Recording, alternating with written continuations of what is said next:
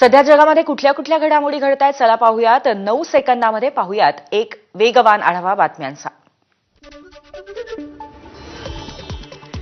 सध्या पावसाला पोषक वातावरण नाही, त्यामुळे मुंबईसह राज्यातील बहुतांशी भागामध्ये पुढचे काही दिवस पाऊस विश्रांती घेणार आहे। कमाल तापमानातही काहीशी वाढ होण्याची शक्यता आहे। मुंबईला पाणीपुरवठा करणाऱ्या 7ही धरणांमध्ये मिळून 88.38% जलसाठा, मागच्या 2 वर्षांच्या तुलनेमध्ये आजच्या दिवशी धरणांमध्ये अधिकच पाणीसाठा।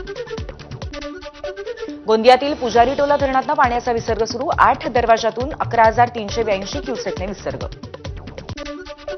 पाणलोट क्षेत्रामध्ये पावसाचा जोर कमी झाल्यामुळे गोसेखुर्द धरणातून पाण्याचा विसर्ग कमी, सध्या धरणाचे 15 दरवाजे अर्ध्या मीटरने सुरू आहेत आणि 63,761 क्युसेकने विसर्ग सुरू आहे। नांदेडच्या बारड भागामध्ये मुसळधार पावसाने सोयाबीन पीक पाण्याखाली, चांगल्या पावसामुळे पाणी पातळीत वाढ होणार आहे। नाशिक जिल्ह्यातील ग्रामीण भागामध्ये दूषित पाण्याचा पुरवठा, त्र्यंबकेश्वर आणि सिन्नर तालुक्यामध्ये आढळलं सर्वाधिक दूषित जलस्रोत, आरोग्य विभागाकडून नागरिकांना सतर्क राहण्याचं आवाहन। नाशिक जिल्ह्यातील 55 ग्रामपंचायतींकडून जलशुद्धीकरणाकडे दुर्लक्ष होत असल्याचा निष्कर्ष, संबंधित ग्रामपंचायतींनी पाण्यामध्ये क्लोरीनचा 20%पेक्षा कमी वापर केल्याचं उघड। नाशिक जिल्ह्यातल्या 15 तालुक्यांमध्ये 2,506 जलस्रोतांच्या नमुन्यांची तपासणी, 114 जलस्रोतांमध्ये पाण्याचे नमुने दूषित आढळलेत, जवळपास 5% पाणीसाठा दूषित आढळून आल्यामुळे ग्रामीण भागातल्या नागरिकांच्या आरोग्याचा प्रश्न उपस्थित झालाय। साईबाबांनी महानिर्वाणाच्या क्षणी लक्ष्मीबाई शिंदेंकडे दिलेल्या 9 नाण्यांवरनं पुन्हा एकदा शिर्डीत वाद, लक्ष्मीबाई शिंदे यांच्या वंशजांमध्ये दावे प्रतिदावे सुरूच। अहिल्यानगर सहाय्यक धर्मादाय आयुक्तांच्या सुनावणीच्या वेळी प्रतिवादी गैरहजर राहिल्यामुळे साईभक्त लक्ष्मीबाई शिंदे ट्रस्टचे अध्यक्ष अरुण गायकवाडांचा दावा योग्य ठरवला, 9 नाणी ट्रस्टकडे असल्याची चौकशी अहवालामध्ये नमूद करण्यात आले। धर्मादाय आयुक्तांच्या निर्णयाविरोधामध्ये कायदेशीर मार्गाने अपील दाखल करणार, लक्ष्मीबाई शिंदेंचे वंशज यांची माहिती, वारसा हक्काने ती चांदीची नाणी आमच्याकडे असल्याचा वंशजांचा दावा आहे। एकनाथ खडसेंचे जावई प्रांजल खेवलकर काही दिवसांपूर्वी श्रीपाद यादव, निखिल पोपटाणीच्या संपर्कात असल्याची माहिती आहे। श्रीपाद यादव आणि निखिल पोपटाणीची गुन्हेगारी पार्श्वभूमी असल्याचंही उघड आहे। श्रीपाद यादवच्या सांगण्यावरून 2 महिला पार्टीत आल्याचं उघड, त्यातील एका महिलेच्या पर्समध्ये अंमली पदार्थ आढळून आले। श्रीपाद यादववरती बेटिंगचे गुन्हे दाखल असून निखिल पोपटाणी ही बुकी असल्याचं उघड झालंय। नागपुरामध्ये 17 मार्च म्हणजे शिवजयंतीच्या दिवशी झालेल्या हिंसाचार हा पूर्वनियोजित होता, भारतीय विचार मंच आणि नागरिकांच्या सत्यशोधन समितीच्या अहवालातनं गंभीर आरोप, पोलिसांच्या कार्यक्षमतेवरतीही प्रश्नचिन्ह। तब्बल 18 तासानंतर वसई विरार महापालिकेचे माजी आयुक्त अनिल कुमार पवार यांची ईडी चौकशी पूर्ण, सकाळी 7:30 ते मध्यरात्री 1:30 पर्यंत चौकशी, काही कागदपत्र आणि डेटा ईडीकडनं जप्त। मुख्यमंत्री युवा प्रशिक्षणार्थींचं 1 ऑगस्टपासून सांगलीमध्ये कृष्णा नदीच्या काठावरती आमरण उपोषण, नोकरीमध्ये कायम करण्याची मागणी, राज्यभरातील 36 जिल्ह्यातून 10,000 प्रशिक्षणार्थी उपोषणात सहभागी होणार आहेत। आशा सेविकांना आमिष दाखवून शासकीय रुग्णालयामध्ये येणाऱ्या गर्भवती माता खासगी रुग्णालयाकडे नेल्या जात असल्याचा धक्कादायक प्रकार, महापालिकेच्या तब्बल 296 आशा सेविका यामध्ये असल्याचंही समोर आलंय। नाशिकच्या सुरगाणा तालुक्यातील आदिवासी आश्रमशाळांची दुरवस्था, पडक्या इमारतींमध्ये विद्यार्थी शिक्षण घेत असून या विद्यार्थ्यांना भोजनासाठी दिला जातोय खराब भाजीपाला, शालेय शिक्षण समितीच्या भेटीमध्ये धक्कादायक प्रकार समोर। मनसे नेते संदीप देशपांडेंचं मुंबई महापालिका आयुक्त भूषण गगराणींची भेट मिळावी यासाठी स्मरणपत्र, मुंबईमध्ये कचरा वाहतुकीच्या टेंडरमध्ये घोटाळा होत असल्याचा मनसेचा आरोप, याबाबत चर्चेसाठी देशपांडेंचं पत्र।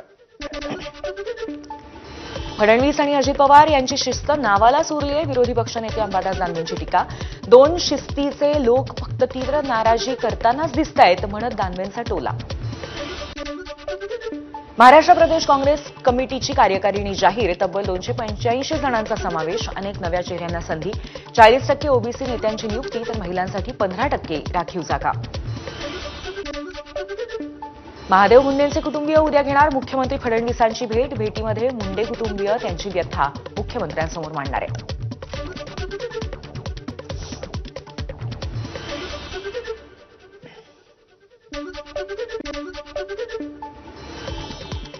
एक बातमी सविस्तर बघूयात। नागपुरामध्ये 17 मार्चला म्हणजे शिवजयंतीच्या दिवशी झालेल्या हिंसाचार प्रकरणी भारतीय विचार मंच आणि नागरिकांच्या सत्यशोधन समितीने त्यांच्या अहवालामध्ये नागपुरात झालेले हिंसाचार हे पूर्वनियोजित असल्याचे गंभीर आरोप केले आहेत।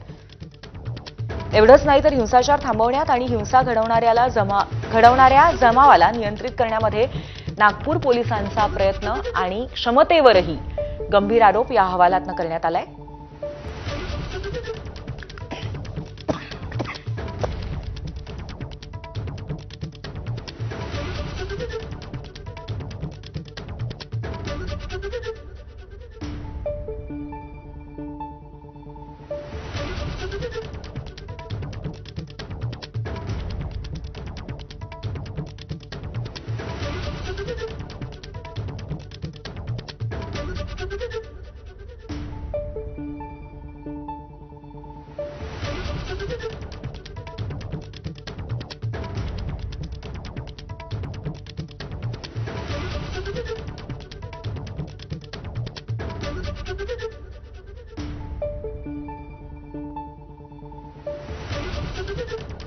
मुस्लिम समाजाच्या संवेदनशील वस्त्यांमधील घडामोडींची पुरेशी कल्पना आली नाही असं म्हणायला वाव आहे. दंगल हाताळण्यात पूर्णतः सज्जता बाळगता आली नाही असंही म्हणता येईल. परिस्थितीचा नेमका अंदाज घेण्यात पोलीस यंत्रणा आणि गुप्तचर विभागाला पुरेसे यश आले नाही असा सुद्धा निष्कर्ष काढता येतो. हिंसक जमावाला पांगविण्यासाठी पोलिसांनी केवळ लाठीमार करावा म्हणजे मर्यादित बळाचा वापर करा असे आदेश होते. त्याच्यामुळे सुद्धा जमाव हा आटोक्यात आला नाही किंवा त्यांना त्यांच्यावरती नियंत्रण मिळवता आलं नाही.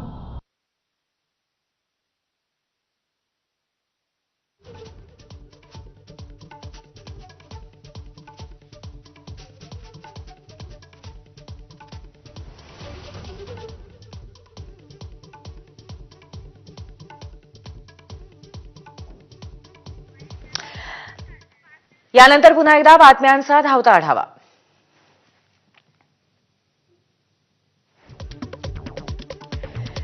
मस्साजोगचे माजी सरपंच संतोष देशमुख यांच्या कुटुंबियांची आमदार रोहित पवारांनी घेतली भेट. धनंजय देशमुख, वैभवी देशमुख आणि ग्रामस्थांनी केली चर्चा. हत्या प्रकरणाची घेतली माहिती.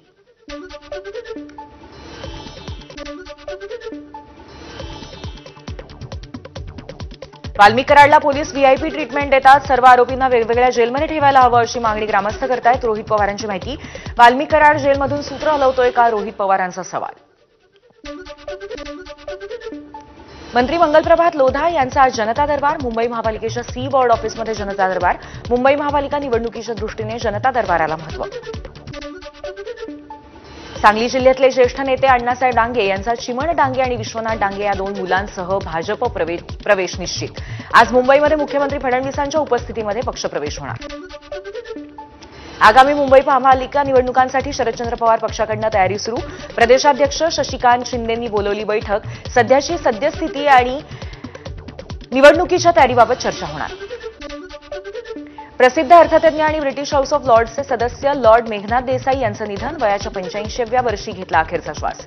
अर्थशास्त्र, भारतीय ब्रिटिश संबंध आणि सांस्कृतिक क्षेत्रात देसाईंचं महत्त्वपूर्ण योगदान. मेघनाथ देसाई यांनी भारत ब्रिटन संबंध मजबूत करण्यामध्ये मोलाची भूमिका बजावली. पंतप्रधान मोदींनी मेघनाथ देसाईंच्या निधनाबद्दल शोक व्यक्त करत सोशल मीडियावरती पोस्ट केली आहे. यवतमाळमध्ये बच्चू कडूंच्या उपस्थितीमध्ये कर्जमाफीसाठीच्या आंदोलनाची पुढची दिशा ठरली. 9 ऑगस्टला मुख्यमंत्री आणि पंतप्रधानांना काळ्या राख्या बांधणार. तर गणेशोत्सवादरम्यान आंदोलनामध्ये फिरता गणपती असेल. वांद्रे आणि खार पश्चिममधील काही भागामध्ये उद्या 14 तास पाणी पुरवठा बंद राहणार आहे. दुरुस्तीच्या कामासाठी सकाळी 9 वाजल्यापासून रात्री 11 वाजेपर्यंत पाणी पुरवठा बंद राहील. अमरावतीच्या धारणी प्रकल्पाअंतर्गत येणाऱ्या आदिवासी आश्रमशाळेमध्ये पाण्याची टाकी कोसळली. दुर्घटनेमध्ये 14 वर्षाच्या विद्यार्थिनीचा मृत्यू झाला तर 3 विद्यार्थिनी गंभीर जखमी झाल्या आहेत. भंडाऱ्यामध्ये सालेभाटा प्राथमिक आरोग्य केंद्राला गळती लागली आहे. 30 लाखांचा खर्च करून 6 महिन्यांपूर्वीच बांधलेल्या इमारतीला गळती. निकृष्ट काम करणाऱ्या कॉन्ट्रॅक्टर आणि त्यांना सहकार्य करणाऱ्या अधिकाऱ्यांवरती कारवाईची मागणी. पत्नीच्या अनैतिक संबंधांमुळे होणाऱ्या मानसिक त्रासाला कंटाळून पतीने व्हिडिओ रेकॉर्ड करत आत्महत्या केली आहे. धाराशिवच्या आळणी येथील ही धक्कादायक घटना आहे. पत्नी आणि तिच्या प्रियकराविरोधात गुन्हा दाखल करण्यात आलाय. नाशिकच्या निफाडमधल्या तारू खेडलेमध्ये 3 बिबट्यांचा मुक्त संचार. शेतकरी आणि स्थानिकांमध्ये भीतीचं वातावरण आहे. बिबट्यांना तात्काळ जेरबंद करण्याची मागणी. पुण्यामध्ये घरफोडी करणाऱ्या अट्टल चोरट्यांना पोलिसांनी ठोकल्या बेड्या. 4,57,698 रुपयांचा ऐवज लंपास केलाय. एबीपी माझाच्या बातमीचा इम्पॅक्ट. भौतिक सुविधा न देणाऱ्या फार्मसी महाविद्यालयांवरती कारवाई करणार. तंत्र शिक्षण विभाग सहसंचालकांच्या बैठकीमध्ये निर्णय. अशा महाविद्यालयांची यादी वेबसाईटवरती प्रसारित करणार.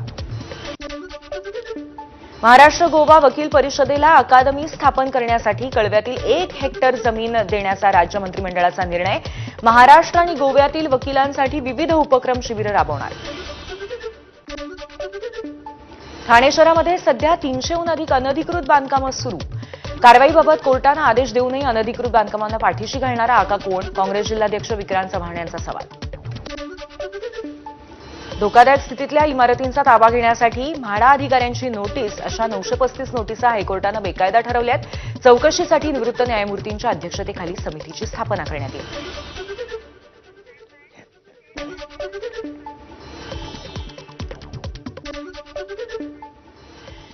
एक बातमी आपण सविस्तर बघूया. गुहागरमधल्या कार्यकर्त्यांना भास्कर जाधवांनी भावनिक पत्र लिहिलंय. काही पदाधिकारी शिंदेंच्या शिवसेनेत गेल्यावरती भावनिक पत्र लिहिलंय. एक गेला तर 4 निर्माण करेन अशा पद्धतीचं एक महत्वाचं स्टेटमेंट